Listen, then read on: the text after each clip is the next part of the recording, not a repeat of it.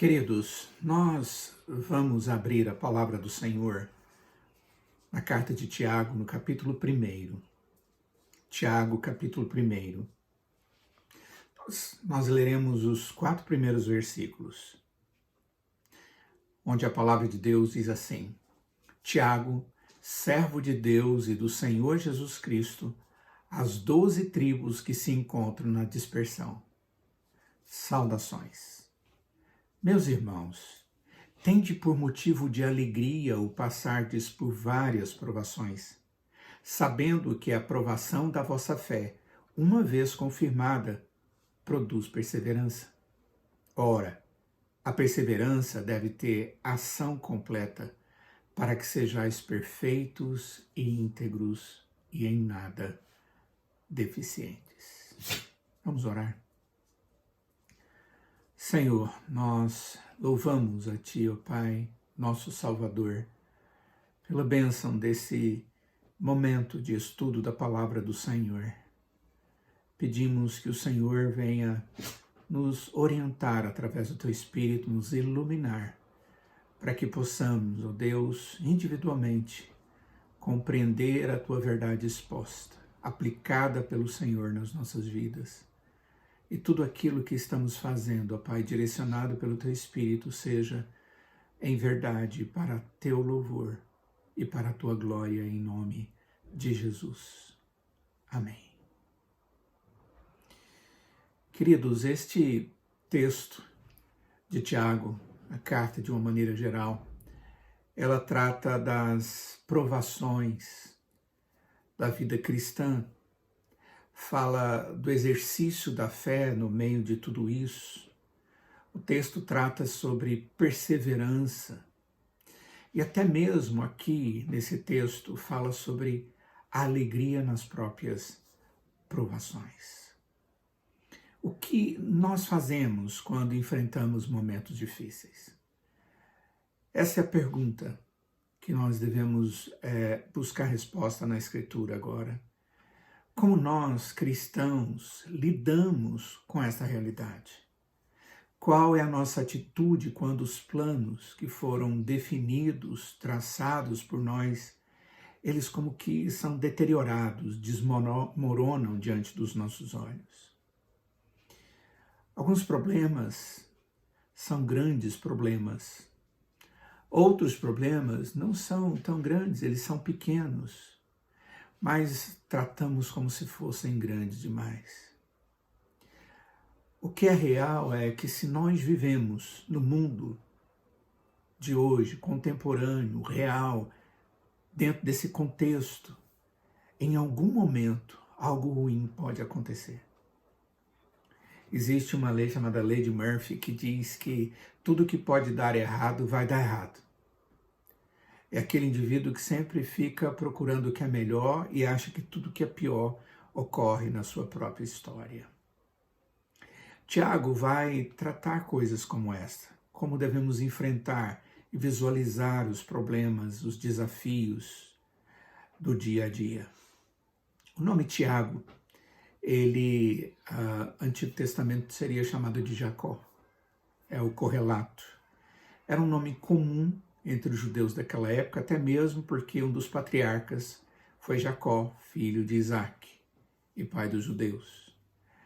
Havia 2 discípulos do Senhor Jesus chamados de Tiago.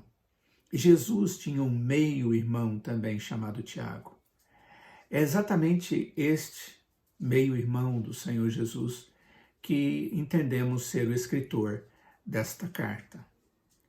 Em algum momento, a palavra de Deus nos diz que eles, apesar de serem irmãos, terem crescido juntos e visto toda a retidão do seu irmão, eles não criam no Senhor Jesus.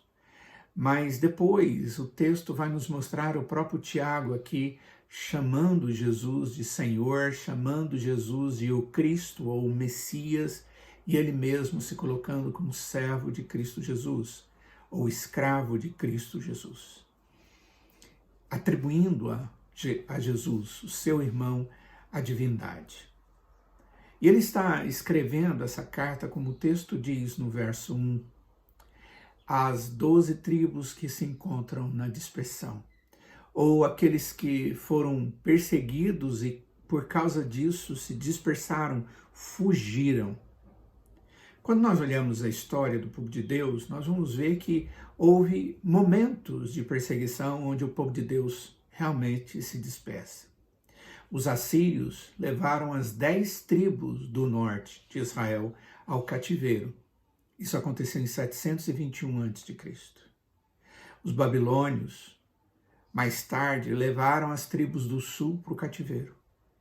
Por centenas de anos, os judeus foram espalhados pela face da terra.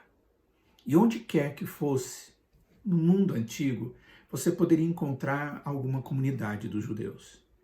E apesar disso, muitos deles mantinham a sua identidade judaica e tribal. A qual tribo eles participavam? Por exemplo, Paulo, quando se identifica, ele diz: eu sou da tribo de Benjamim. Ana era da tribo de Asser. João Batista era da tribo de Levi. Maria e José eram da tribo de Judá. Tudo isso está registrado nas Sagradas Escrituras. E muitos desses israelitas ouviram o evangelho, que Jesus morreu por pecados e foi sepultado e que ressuscitou dentre os mortos. E muitos destes israelitas passaram a acreditar nessa mensagem salvadora e creram. E se ajuntavam como igreja. A igreja primitiva era composta por quase inteiramente judeus convertidos. Mas é interessante que Tiago não dirige sua carta aos judeus que vivem em Jerusalém ou na região de Israel. Ele dirige a sua carta para estes novos crentes que estavam em regiões do norte e que viviam como judeus em terras estranhas, estrangeiras.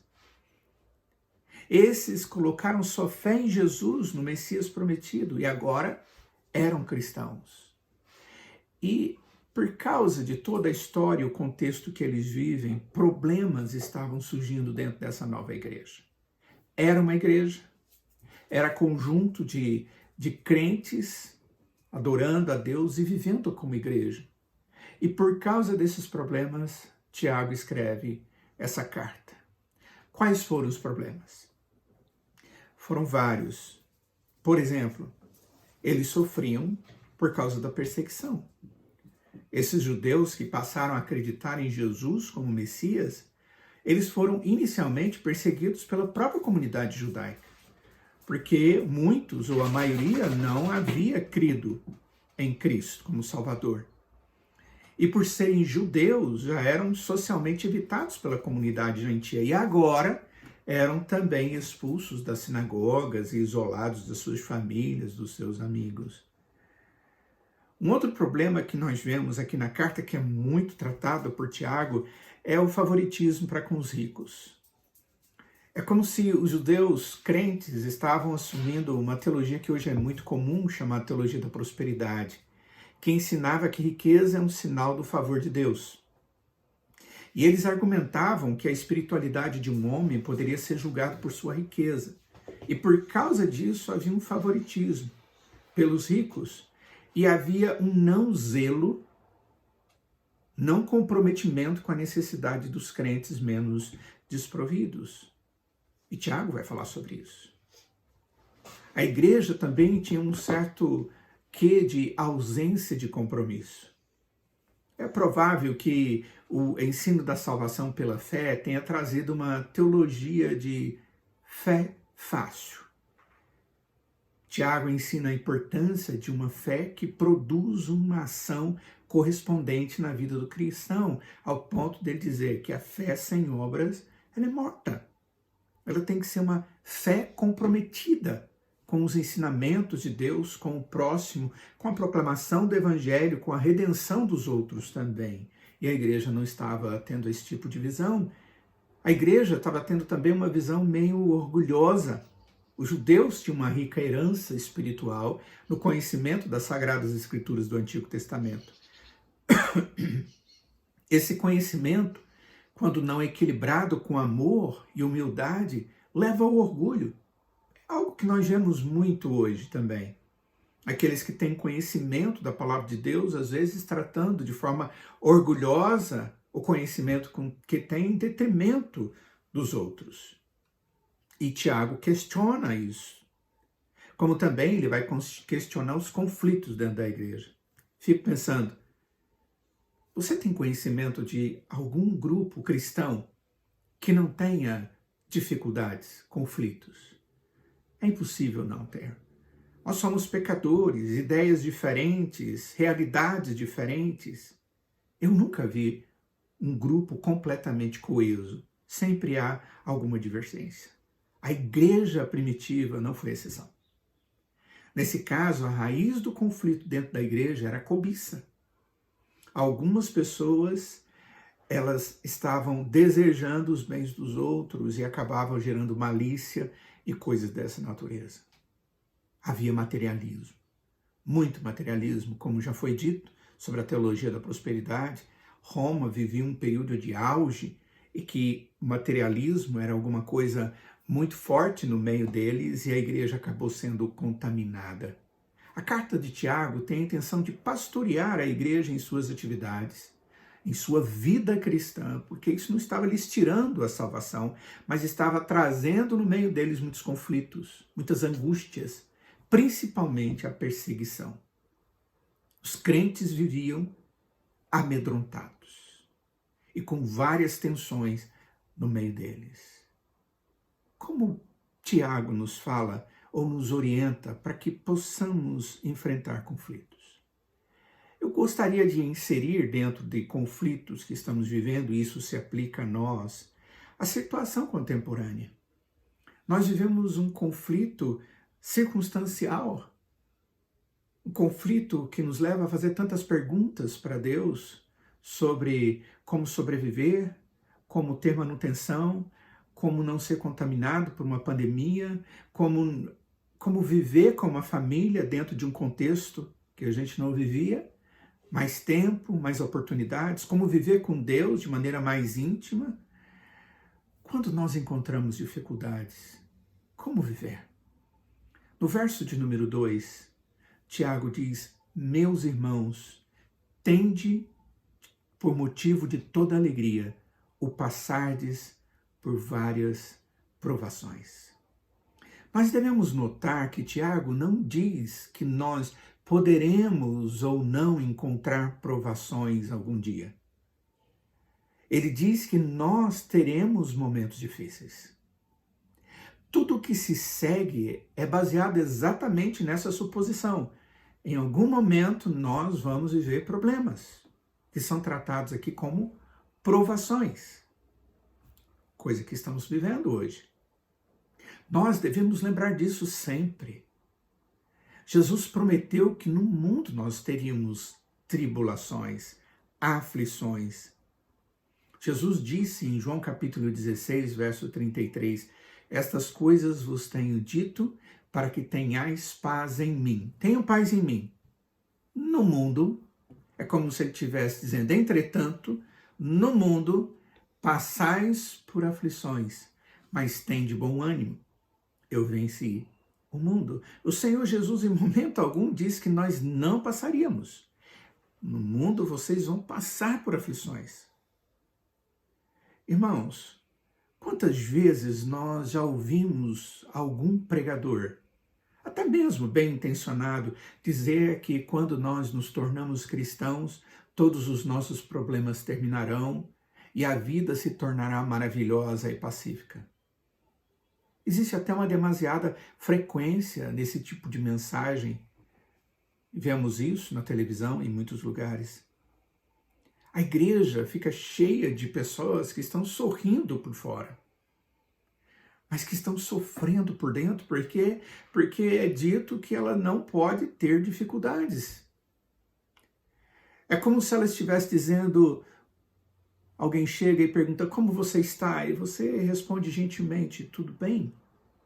Enquanto isso, cada um se esconde atrás da sua própria máscara sorridente, pensando que ele é o único que não tem tudo justinho, correto. cada um com medo de que os outros possam descobrir que ele não está sendo totalmente vitorioso. Sendo assim, irmãos, é muito importante que o texto nos informa. Eu e vocês estamos passando por tempos difíceis. Nós encontraremos várias provações em nossas vidas. Dias difíceis estão sendo vivenciados, estão sendo experimentados e ainda chegarão outros. Nós estamos no meio disso. Essa é a realidade. Vivemos no meio de um mundo contaminado pelo pecado e consequências do pecado. E esta palavra, ela não foi dita necessariamente para desencorajar. Tiago não estava tentando transformar os crentes em pessimistas. Devemos estar sempre cientes de que os tempos maus estarão sempre chegando. E sendo assim, nós devemos sempre estar nos preparando para enfrentá-los. No Senhor. O que nós devemos fazer quando os tempos difíceis chegarem? Quando o tempo difícil chegou?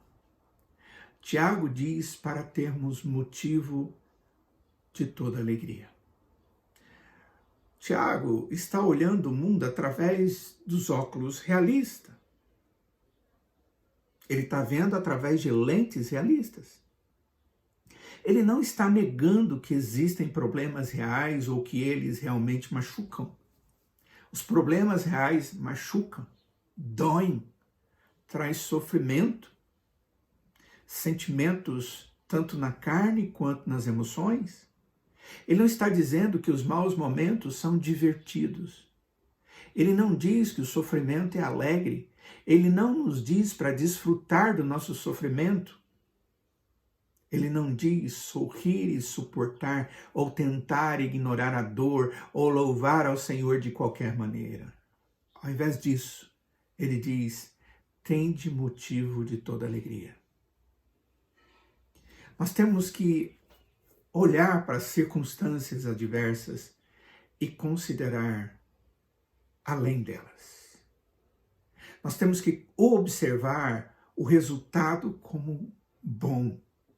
Não segundo os nossos olhos, mas segundo os olhos de Deus. A questão é como nós podemos fazer isso. Como nós poderemos olhar todos os problemas que nos cercam e considerá-los com toda alegria. É apenas olhando além do problema para ver o seu resultado. Jesus é um exemplo perfeito disso. Perfeito. A obra de Jesus é sempre o exemplo perfeito do nosso comportamento. E principalmente diante das aflições, das provações. Se alguém já viveu diante de uma situação difícil, foi Jesus quando estava diante da cruz. Nada comparado àquilo. Ele chegou ao ponto de orar para que ele fosse libertado desse sofrimento que estava por vir. Ele solicita para que o cálice de sua morte pudesse passar dele. Ele faz essa oração ao Pai. Jesus estava tomando sobre si o peso da condenação de todos, de forma intensa.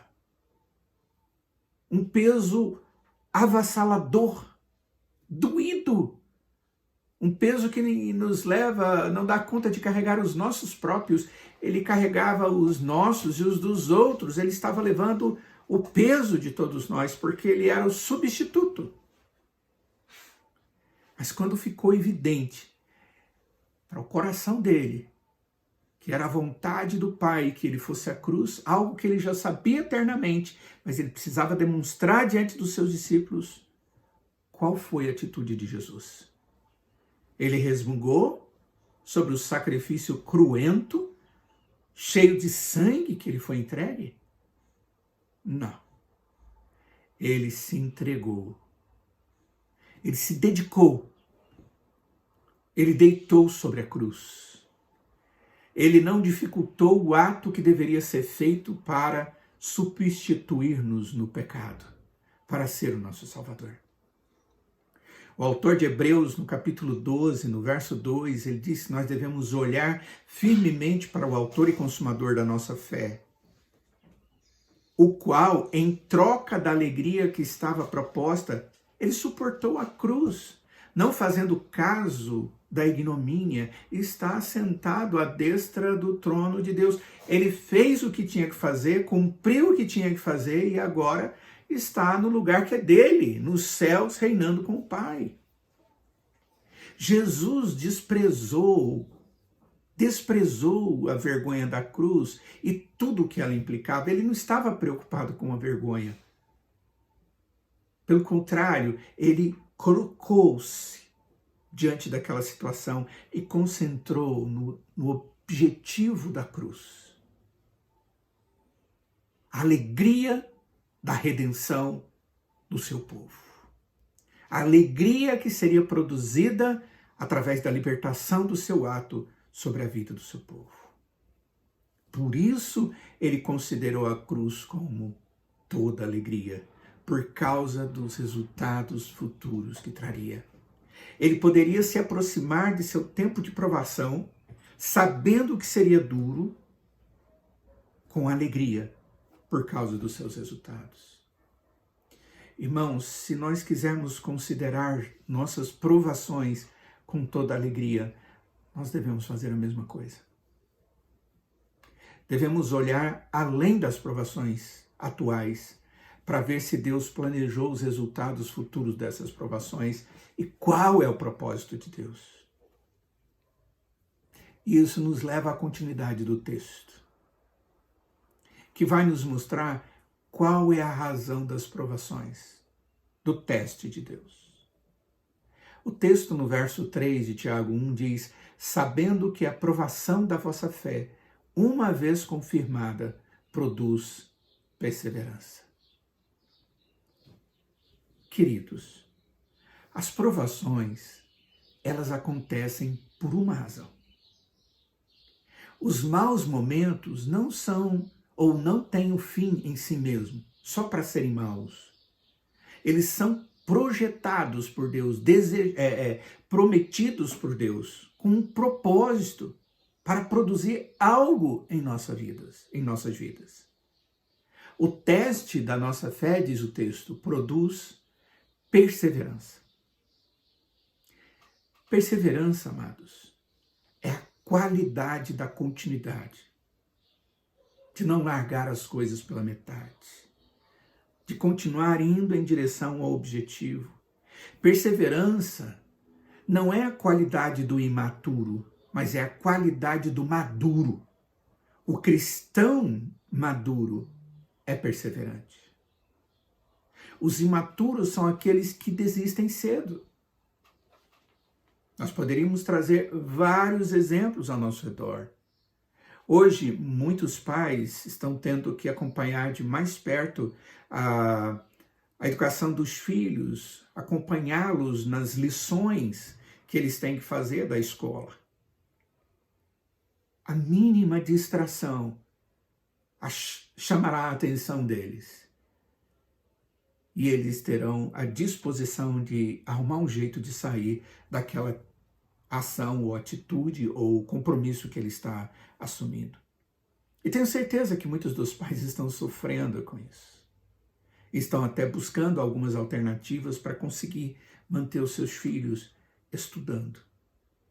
Isso acontece porque ele perde foco, porque ele é imaturo. Ele ainda não aprendeu o que significa perseverança. Lembremos de uma verdade. Perseverança não é algo que é ensinado numa sala de aula. Eu não posso pregar um sermão sobre perseverança e transmitir através do sermão essa qualidade para o indivíduo. Nós ensinamos sobre o princípio. Nós não podemos obter a perseverança simplesmente quando eu oro e a partir dali eu já sou perseverante. A Escritura vai nos dizer que a perseverança vem através das provações. Quando nós exercitamos a nossa fé e dependência de Deus diante das provações. Nós podemos estar perguntando, por que eu gostaria ou eu teria alegria de passar por tudo isso na minha vida agora? Por que não apenas sair disso agora? Qual é o sentido de continuar seguindo em frente? Jesus diz para nós por quê. No verso de número 4. Ele diz, ora, a perseverança, ela deve ter ação completa. A perseverança deve ter ação completa para que sejais perfeitos e íntegros em nada deficientes. A perseverança é uma qualidade necessária para o crescimento. E quando estamos crescidos, aumentamos ainda mais essa perseverança. Gostemos ou não, irmãos, nós estamos crescendo em meio às dificuldades. Se nós somos filhos de Deus, se fazemos parte da família de Deus para sempre, porque cremos no Senhor Jesus como nosso Salvador, então nós estamos no meio de um processo de crescimento.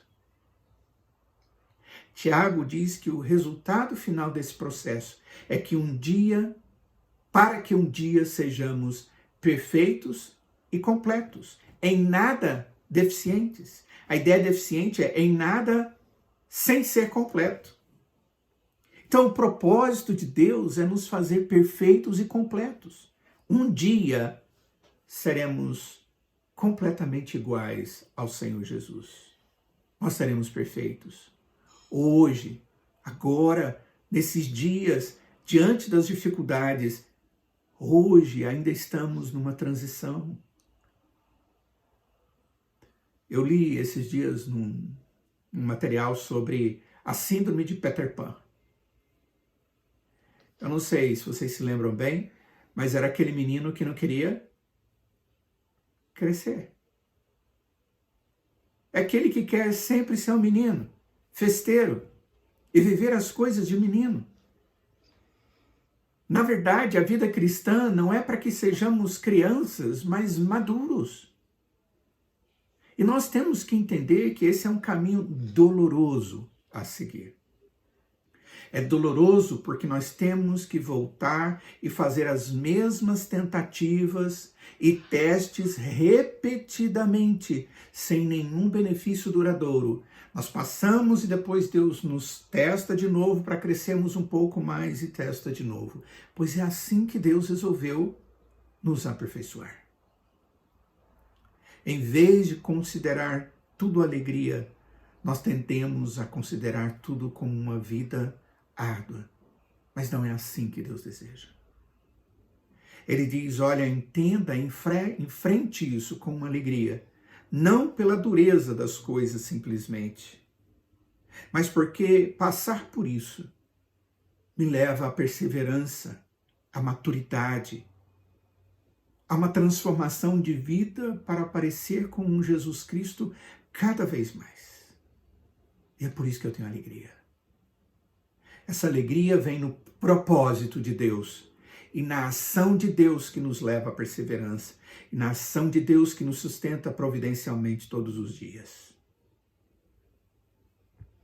Concluindo, amados irmãos, é exatamente isso que Deus deseja de nós. E eu pergunto, como você tem enfrentado esses tempos de dificuldades, de problemas, de provações? Você está disposto a deixar de ser criança na fé para crescer com os problemas?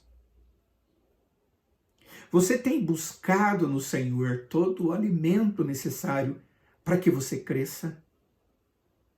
Ou você está satisfeito com o crescimento que já tinha e esse tempo de dificuldade não tem lhe aumentado a experiência com Deus? Porque ferramentas para o nosso crescimento Deus tem nos dado. Ele tem nos dado oportunidade de chegar na presença dele através de Cristo em oração. Está diante de nós esse privilégio. Ele tem nos dado a sua palavra como edificação e que pode ser lida, pode ser ouvida.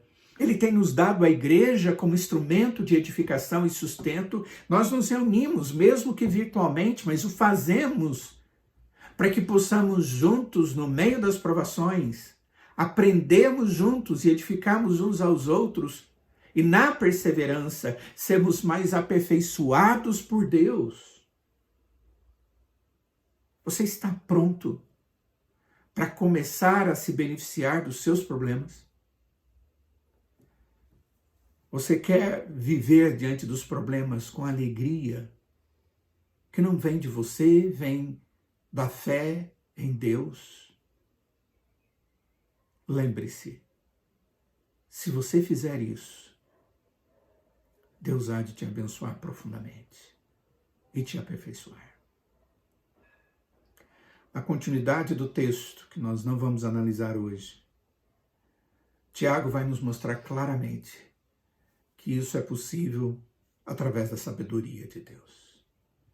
E nós devemos interceder, orar por nós mesmos e pelos cristãos, para que possam olhar com os olhos, os óculos de Deus, as provações. E estejamos todos nós crescendo em meio a tudo isso, porque Deus é o nosso alento e a nossa vitória. Vamos orar. Ó Senhor, não somos só nós, Pai, que vivemos momentos de dificuldade na história. Quando olhamos para trás e não precisamos ir longe, perto de nós, tem tantos cristãos sofrendo coisas bem maiores do que aquelas que temos sofrido na nossa história. Ó Deus, faça-nos ter sabedoria ao vivermos a nossa vida, ao enfrentarmos as provações. Mantenha os nossos olhos, ó Pai, no Senhor, que agiu com alegria, mandando o seu Filho, e Jesus teve a alegria de cumprir todos os seus propósitos. Ó Deus, nos aperfeiçoe através das provações, nos dê maturidade para a perseverança. Ó Deus, faça a tua obra em nós e faça-nos viver como igreja e nos dê sabedoria para edificarmos uns aos outros e usar as ferramentas que o Senhor nos dá. Em Cristo, nas orações, na sua palavra e entendimento através do teu Espírito, e no agir sobrenatural do Senhor, suprindo e sustentando a cada um de nós, cristãos, e a tua igreja com o teu povo. Em nome de Jesus. Amém.